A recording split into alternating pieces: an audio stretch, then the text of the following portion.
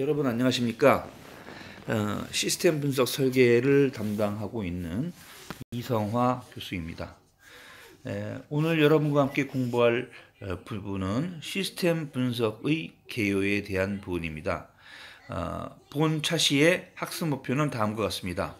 시스템 분석의 중요성을 인식하고 시스템의 특성을 파악하며 시스템을 구성하는 5대 구성 요소와 그리고 시스템 개발 주기에 대하여 이해하는 것을 학습 목표로 정하였습니다. 자, 먼저 시스템과 시스템 요소의 정의를 내려보도록 하겠습니다. 시스템 하면 어떤 목적을 위해서 하나 이상의 기능 요소가 상호 관련하여 유기적으로 결합된 것을 말합니다. 어떤 목적 또는 어떤 목표를 위해서 상호 관련된다. 또 결합된 어떤 절차, 프로시저의 유기적인 집합체라고 말할 수 있는데요. 이때 프로시저, 즉 절차라는 것은 일련의 정확하고 일정한 순서의 할 일 또는 명령을 말합니다. 시스템은 하나의 공통적인 목적을 가지고 있는 구성 요소들을 상호 결합해 놓은 유기적인 집합체라고 말할 수 있습니다. 이때 유기적이다라는 말의 의미는 생물체처럼 전체를 구성하고 있는 각 부분이 서로 밀접하게 관련을 가지고 있어서 서로 떼어낼 수 없다라는 것을 뜻하는 것이죠. 인간의 신체를 생각하시면 이해가 빠르실 겁니다. 우리의 몸은 머리, 팔다리, 몸통 이 각각 고유한 기능을 가지면서도 분리되어 있을 때는 사용이나 효용이 떨어진다는 것을 아실 수 있죠. 이처럼 시스템은 또한 하나의 사업 단위 내에서 사용되는 상호 연관된 비즈니스 절차들을 모아놓은 곳이라고도 할 수 있습니다. 이때 이 절차들은 일정한 목적을 위해 서로 연동되게 됩니다. 예를 들면 급여 지급 시스템 같은 경우에 급여 지급을 위해서는 개인별 전표를 기록하고 저장해 두었다가 이것을 급여일에 정산해서 급여를 여러분들에게 지급해 드려야 되겠죠.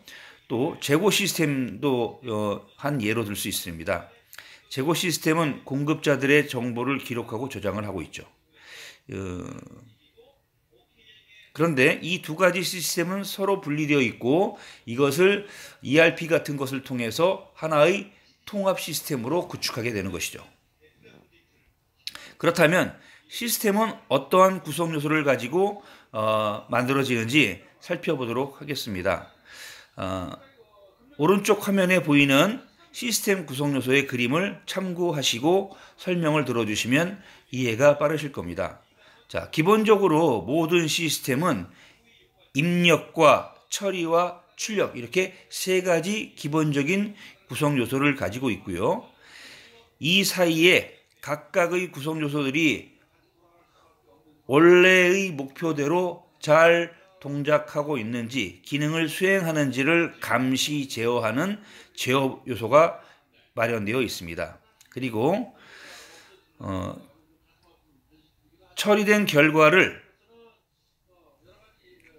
산출해내는 출력 요소에서 목표로 하는 부분을 달성하지 못했을 경우 이것을 다시 입력으로 환류, 피드백해서 재처리해서 원하는 목표점에 도달할 때까지 이렇게 순환시키는 그런 환류 시스템을 구성 요소로 포함하고 있습니다. 다시 한번 정리해서 말씀드리면 시스템을 구성하는 요소 중 입력 요소는 처리 방법이나 제어 조건, 처리할 데이터를 시스템에 투입하는 요소입니다. 그리고 두 번째로 처리 요소는 결과의 생성이나 출력을 위해서 이미 입력된 처리 방법 또는 조건에 따라 데이터를 처리하는 부분입니다. 그래서 프로세스 또는 프로세싱이라고 합니다. 출력 요소는 입력된 데이터가 프로세스 요소에 의해 처리되고 그 결과가 나오는 것을 말하죠. 따라서 시스템을 통해서 최종적으로 산출되는 것을 의미합니다. 제어 요소는 시스템의 기본 요소들이 각 과정을 올바르게 수행하는지 감독하는 요소입니다. 끝으로 피드백 요소는 입력된 데이터의 처리된 결과가 출력까지 나오는 과정에서 원하는 목표와 차이를 보일 때 이를 수정 보완시켜서 기대치에 이르도록 하는 그런 구성 요소가 되겠습니다. 참고로 이런 피드백에는 4가지 종류로 구분지어 생각해 볼 수가 있는데요. 전수 피드백, 즉 모든 것을 전부 피드백하는 것이죠. 그 다음에 부분 피드백, 출력된 산출물 중 일부, 지정된 일부의 내용만을 제한된 시간 안에 피드백하는 방법입니다. 전략적 피드백, 핵심적인 단위의 내용만을 선택해서 지정된 대로 피드백하는 방법을 말합니다. 끝으로 기호 피드백은 기호가 붙어있는 사항에 대해서만 피드백하는 방법입니다. 이러한 구성 요소는 더 이상 축소시킬 수 없는 부분이거나 부분들이 모인 하나의 집합으로서 이 구성 요소들을 하위 시스템이라고도 합니다. 구성 요소라고 하는 개념은 때로는 단순해 보일지라도 매우 강력한 영향력을 가지게 되는 것이죠.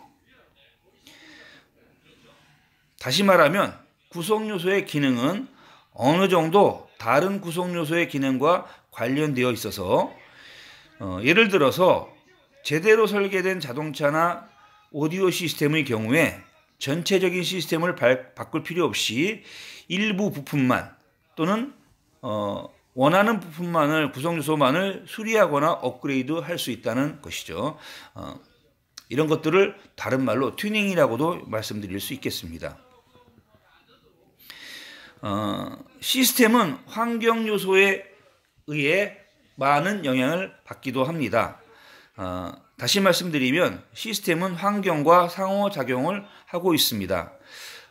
대학에서 졸업생들을 학교로 불러들여서 행사를 갖는 홈커밍 데이나 또는 대학에서 고등학교 입학 예정자들을 대상으로 해서 학생 유치 활동을 펼치게 되는데 이런 것들은 모두 상호작용을 하는 것이라고 말씀드릴 수 있겠습니다.